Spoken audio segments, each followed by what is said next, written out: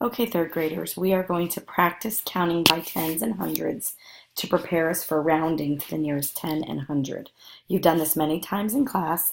They're also known as multiples of tens and hundreds, which we will get into even more and more. So anything that's a multiple of 10 or 100 is basically that you're skip counting by tens and hundreds, or by that number. So let's first start with our tens. We always start at 0, and then what's the next? The next that we're counting by it is 10. Then from there, we would go from 10 to 20. Remember, there are no ones, so we would just continue to count by tens. The next number would be 30. What would be the next number? If you said 40, you are on the right track.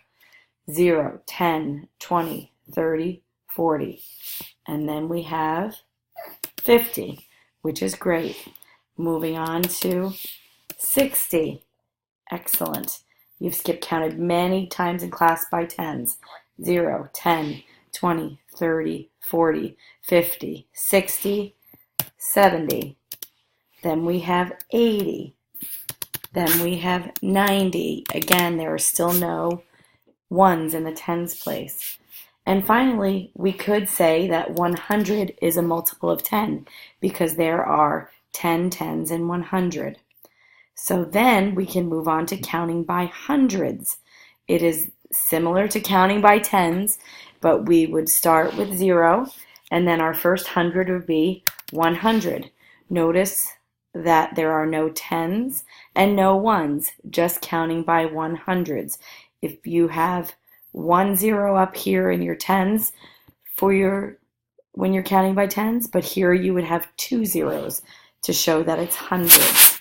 So we have 0, 100, then we would have 200.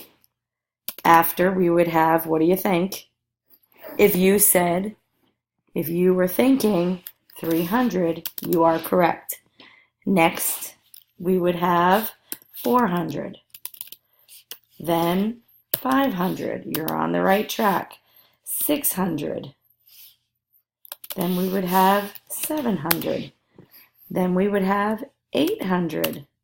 Then we would have 900. And then what would we have as our final?